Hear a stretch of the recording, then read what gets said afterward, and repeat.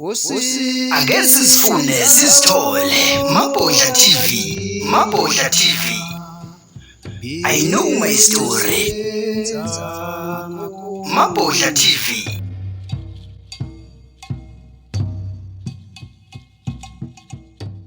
Uma sibonke isystem yabelungu ayisebenzeli sivinjwe yini ukuthi sikhanda wethu ama system singabantu abamnyama indlela esibaningi ngayo asimdingi umlungu ukuze sikwazi ukuphila but right now siyamdinga because simvumelile ukuthi acontrol yonke into ngeimpilo zethu. So in December I told also the gate sebenza nabo ukuthi we must start a training program le training program eyokusekulate imali ndawonye because akusinto esovele siyenza asikwazi ukuyenza sengabantu abamnyama. We have been taught not to unite. Sikufundisiwe ukudisunite, ukungazwani, ungasebenzisani, sikufundisiwe ebuncaneni bethu ekukhuleni kwethu kwisociety. So the first job esina, let us learn how to circulate imali ndawonye. Now umbuzo uzothi sicirculate kanjani imali ndawonye because we don't have anything, yonke into ibelonga kubelungu.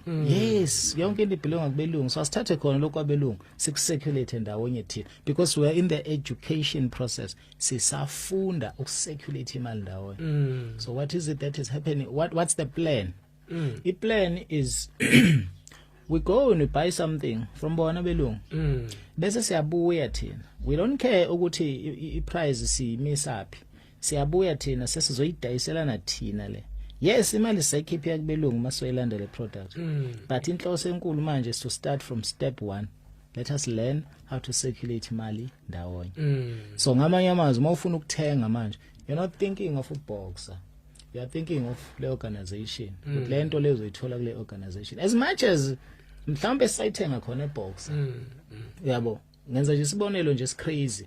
Kodwa siyayilanda ebox siyibeke la. Then let us circulate it down. Omunye umuntu uzothi this is a crazy idea because we are still buying what boxer. So what is changing? What is changing ukuthi sifundisana ukuthi njengamanje let us circulate imali ndawonye.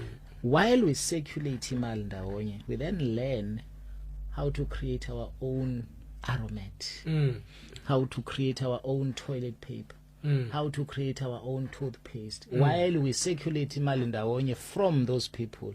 Yabo, sizinikeza i-time frame yokuthi when AI comes and takes over, sesivele sesizifundisile ukuthi yini kufanele siyenze ukuze sikwazi i-process yokucirculate imali ndawonye. Ake ngibeke nje sibonele ukuyothenga eShoprite ukuthi sikhiphe kwi-subconscious yakho kufanele uqale ube ne-alternative kaShoprite eyinto yabantu abamnyama. Even if you are still buying izinto from i-supplier kaShoprite which is still abelungu, uyabo, ngoba vele asikakwazi ukuzenza. It's very complicated le concept engichazayo to explain kubantu because abayiboni njengento edinga ukuthi ifundwe i-process yokucirculate imali ndawonye. Yabo, so sinama numbers are high, 60-70 million South Africans abantu abamnyama. So that number, even if we were to donate ishumi, 1 rand every month, that is 70 million every month. Ishumi 1 rand.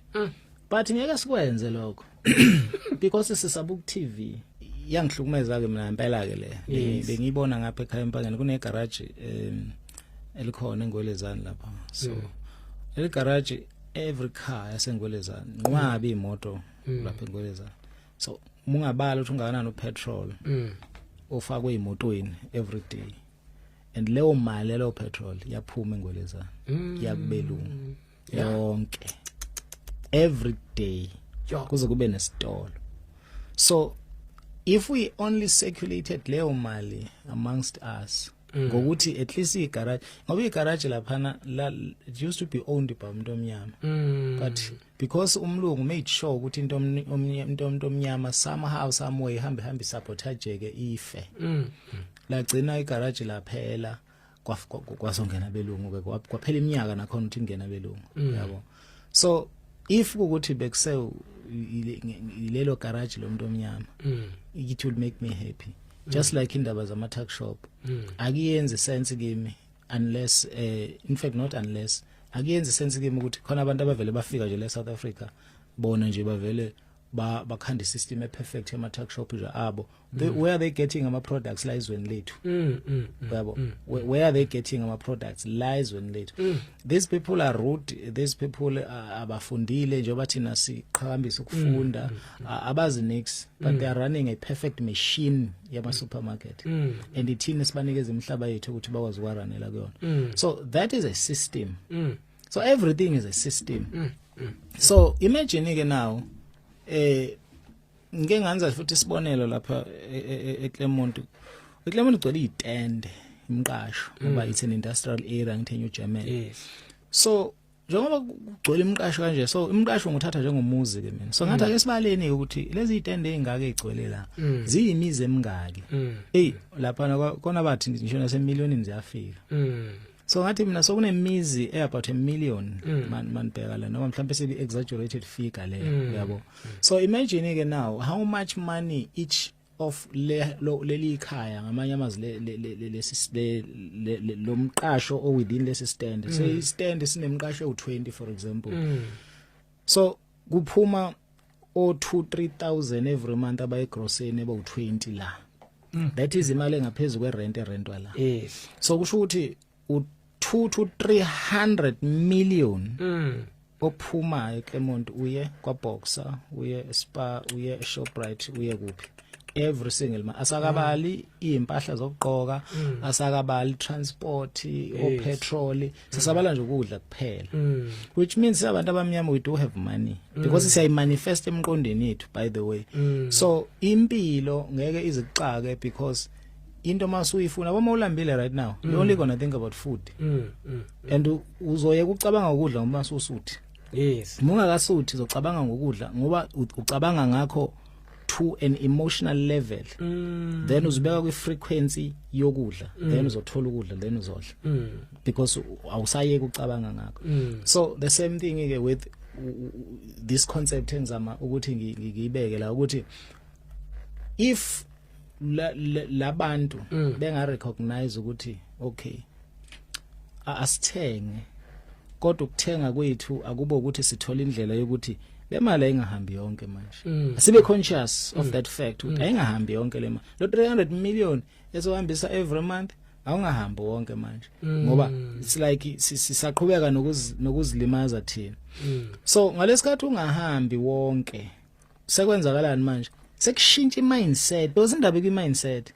everyone manje usene mindset yokuthi hayibo yabo mangase nje lama figures abantu bewazi wonke umuntu uzoqala hayibo siphisana ngemali engaka ngesikhathi ucabanga ukuthi siphisana ngemali engaka umqondo wakho uyaqala ufuna isolution to this problem ngoba manje wena we present lento emqondweni wakho as a problem and emotional ngayo as into ba emotional ngayo solution yashesha ukufika yayo yabo into ekhalisayo nje yashesha ukufika isolution yayo yashesha udatshukelwa umukhala usuke kungayikho ukuthi uyadatshukelwa it's because ukuyi frequency high leso simo ubhekene naso so you attract ama results ayo fast yabo so once ke saqala saba naleyo mindset then you will have 1 million people abacabanga ngendlela efanayo so if you have 1 million people thinking ngendlela efanayo what happens ama results aqala bheke lapho I used to empangeni so engwelezane nase empangeni edrobheni so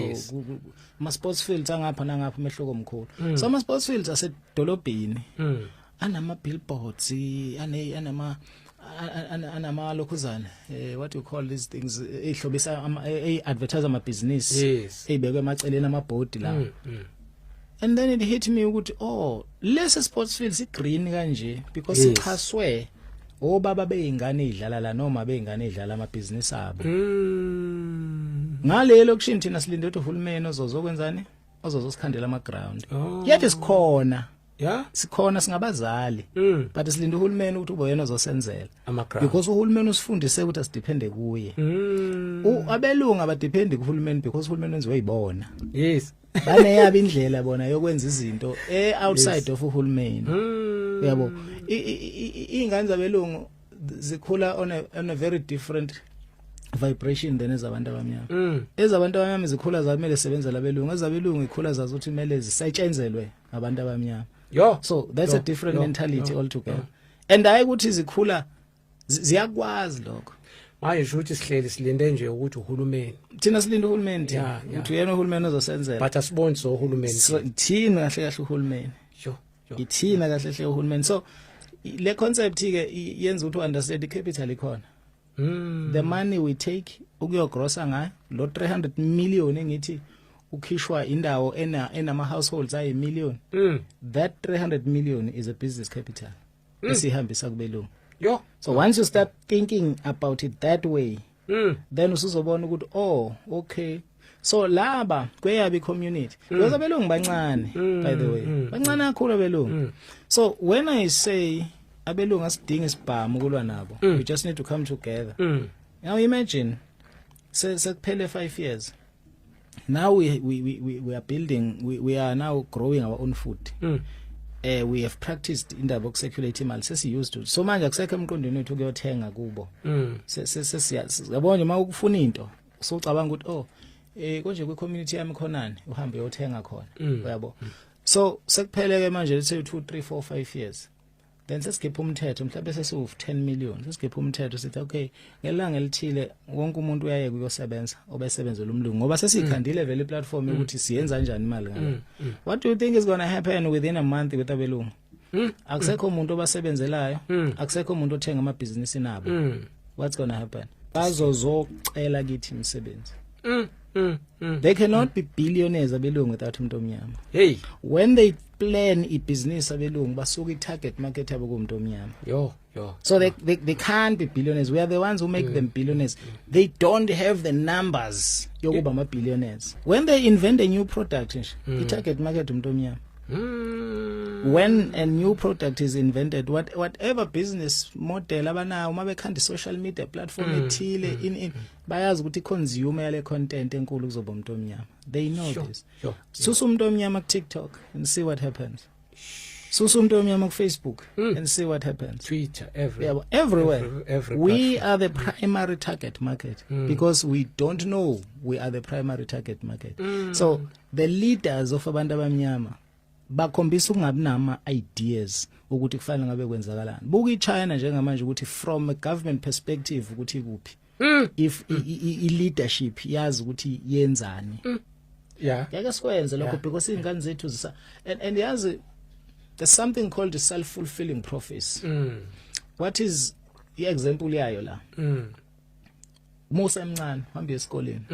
Ufika esikoleni usinyanya isikole at first uzosithanda usijwayele because sesuke subconscious. Ingane by the way ihlezi engakhululekile ngoba esikoleni. Uma usasesikoleni Yes. usukufunda lo 12 years tertiary nani mogcinile tertiary mungayanga tertiary uphuma ufuna umsebenzi. Umzali wakho between 20 and 40 sibeke lapho. Uma umzali ethi 50 60 70 yaqala igraph yajika. Uyayibona yonke lento ukuthi bingekho. Lento yokusebenza 30 40 years uretire uthenjiswa ipension engaka nani. Uyaqala uyahlupheka manje. Imali siphelile yepension because kukhona enye into esiyokhuluma ngayo ngelinye ilanga ekuthiwa ref counter effect. And le mali phela nje futhi namandla wasekho. Yabo. So useyasuka kumzali ngokurealize kwakhe ukuthi lempilo ayiphilile noma indlela enze ngayo ubekhohlisekile. ifake. Usezama manje ukuthiphisa wena ngane yakhe esimondla by the way. Ena 30 40 or 20 mid 20s esimondla. Guess ukuthi yenza njani ingane lesimondla? Ithi hayi ngeke mawukhohlisekile. Oh yeah. Umsebenzi yona nto. Yeah. Because iprogram isingenile. Iprogram isingenile and uqashwe usebenza kahle, drive imoto, ngabo konke kuhamba kahle. Akayibona enye into ukuthi hayibo when I turn 80 ngizobe ngikuphi nalo msebenzi. Lo msebenzi can ingane zami inherit lo msebenzi? Cha, azikwazi. So which means guaranteed ingane zami zoqala phansi if ukuthi wona umsebenzi enginawo lo njengoba nami ngiqale phansi njengoba abazali bami baqala phansi so if umzali wakho esekunika leso speech sokuthi ibe uzama mntanami ukuqala ibusiness so that ingane zakho zingezoqala phansi zizoba nesisekelo ezoqalela kuso lutho instead imali waste more ingane ziswe ema multiracial guaranteeing ukuthi la ekhaya kusali umuntu ozobuild ibusiness la ekhaya because le business ifanele likhandwe la ekhaya yabo so ihambeke le cycle kanje umncane ufundi uyaprogrameka ukuthi masuku in your middle ages usucaught with imatrix sikubambile masumdala usurealize ukuthi imatrix lento ayibingekho usuthi unikeze advice ekuthiwa wena okhohlisekile and then the cycle just keeps going and going so it becomes a self-fulfilling prophecy so abelungu they knew ukuthi if they get you uma usa before 30 lesisho njalo akuthole nje kahle subconscious yakho yonke wathi uma Johnson isikhathi sokubamba sengane is up to the age of 7 between 7 and 12 isikhathi sengane sokubamba basic information ezo drive impilo yayo thina what do we do sithatha leyo mnyaka siyinikeze isitha sethu esikoleni so which means ingane ends up leyo mnyaka leyo 12 critical for information efa ingene emqondweni wayo leyo mnyaka leyo siyinikeza umlomo ihleli lapha esikoleni ayifundi lutho la ekhaya lento ekuthiwa passing on information mother tongue generational what there's nothing like that with us abantu abamnyama because nalemsebenze esiyenzayo we're not even going to be able to pass it on to our kids amafa lawe siyawashiyela ingane zingafundisekile ngemali zisala zwabange zibulalana siyakubona lokho but akuringe emqondweni wethu let us change that mentality ukuthi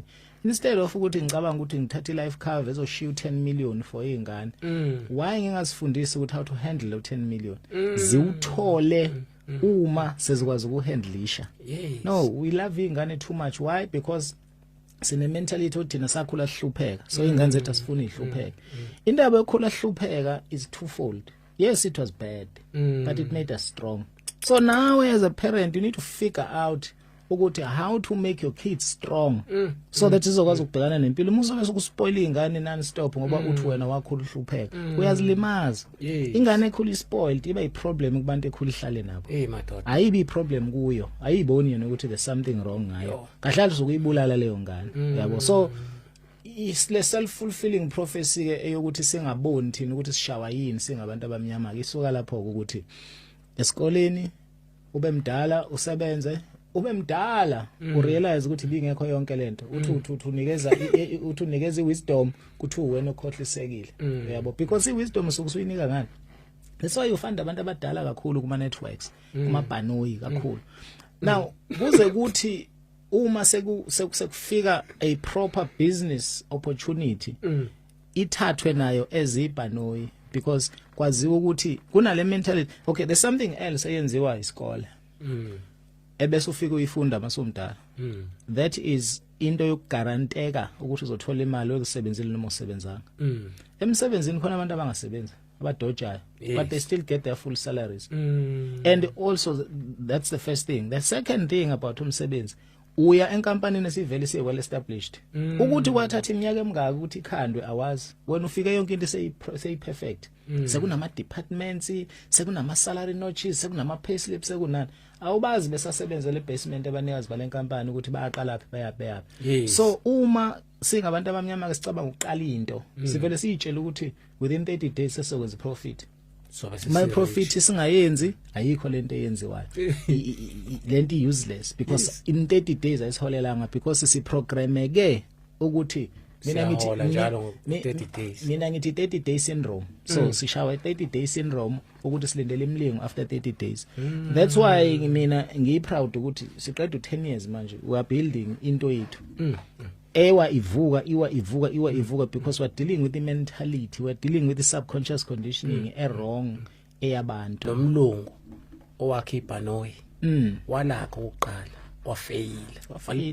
wafeyila kanjalo wazwagcina isakhe lokugcina laphansi story somlungu wakhe iBhanoyi esikhona esitshelwa ngaso ukuthi lezi story lezi ifaka ku Think and Grow Rich ezinye zazo soyahamba yathola ukuthi azenzekanga ngalendlela but the Wright brothers labe kuthiwa ibona ka ba khanda iBhanoyi the first time kuthiwa ngendlela akwaku risky ngayo kufanele bahambe nama parts le Bhanoyi ngoba babazi ukuthi bazothi ba test ba crash fanele baphinde baqala phansi bafaka amanye ama parts ba the first time lindiza kuthiwa la hlala 12 seconds emoyeni la seliphindele yaphahlazeka bathi begiye bona ngapha ukuthi we were able to keep it in the air for 12 seconds laba banomona ngapha babetha ubheke bebethi benzani lento yaba indizi nakuzenza ihlala 12 seconds emoyeni apha bona ba celebrate ukuthi ha sibasikwazi ukuyihlala 12 seconds samba solungisa izinto ezimbala izohlala 5 minutes samba silungisa izinto ezimbala izohlala i-hour namhlanje umhlaba mngaka kanxa amaBhanoyi yabo so leyo mentality leyo yokungakwazi ukwenza into long term nokubekezelela into ukuthi yenzeke iziphumelele that is the reason why abantu abamnyama bengakwazi ukwenza into iphumelele bebe bengamdinga umlungu so the reason why thina sithi siqala ngoku educateana about circulation of money even if siya kwa SASCO noma siya la kubhakwa khona leli truck leli ligcwele South Africa yonke lihambe lideliver izinkwa sifike kulo sithi sicela thina usideliver izinkwa si umphakathi kanje asostolo siumpha and then lokho is still part and parcel you are no longer going to my friend yothenga isinkwa ususithenga it's still the same bread but ususithenga under ibanner yethu yomuntu omnyama education ukuze that is step 1 once sa educateana saba used ukuthi okay we're no longer buying certain things $8 zabelungu izinto ezithile sesizithola kithi and then in the meantime ngala what I'm busy doing manje is to put abantu we program you create ama business nama products nama services yabo so while we do this we are learning that sikwenza simultaneously sikanje so imagine within 5 years if we succeed in doing this izobe kwenzakala yabo so umuntu omnyama akadingi lutho kumlungu njengamanje because uyakwazi ukuziraisela imali asidingi funding yabelungu asidingi lutho labo except ama products abo because ibona bebe sasicolonize ukuthi kube ibona bakwazi ukwenza but temporarily ukufunda into ukuthi uyimasterishe udinga 12 months ukufunda into ukuthi uyimasterishe udinga 12 months so ufuna ukwazi ukwakha asikhulume nje ngayo imoto uqobo lwayo nje imoto from scratch uyabo imoto inama parts amaningi ziningi inkampani involved ekwakheni imoto so it means ukuthi in the research of building a car i-team ezobiza okhanda leyo moto kuzobekwa ama departments ahlukene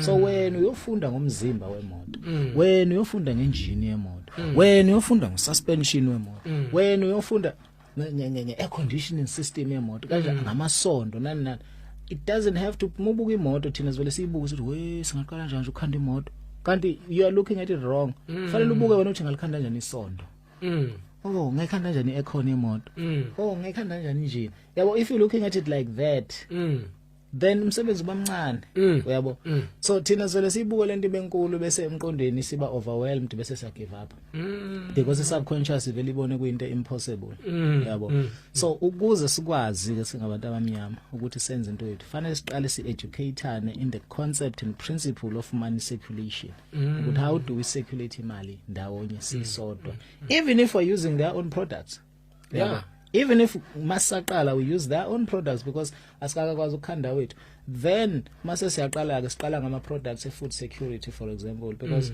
yona lesithusayo ngabelungu leyo ukuthi if we get rid of abelungu then food security sinenkinga yabo so we start with ama food security siyaqala sithola indawo siyafuya siyatshala yabo sihamba siyangapha ngakithi mudlula ubheka le kohluhluwe komkhuzu uyothola umbila lo original ngangisho ngithi original phela wona umbila wasuka kude kodwa ilo sene taste hayi lo osudliwa 24/7 yabo sengenza nje sibonele ukuthi there are still places where we can get original mbewu uyabo ezisekhona la South Africa if we dig deep enough and we start sitshale we start sifuye kungazi umuntu ukuthule kuthedu singamemezeli inkinga yenye enkulu kwesabantu abamnyama esiyenzayo yabo nje manje njengoba si kule podcast sitshela isitha unfortunately sezigidi ukuthi sazi ukuthi manje so isithi sesizoba aware ngoba sebenzisa ithuluzi laso futhi yabo but ke thina sine advantage ama numbers. This is why they are fighting against ama numbers uzokhuluma ngo population control because they know about there's a video there's a recently watched on TikTok of a lady back in the days, I think it was the 90s.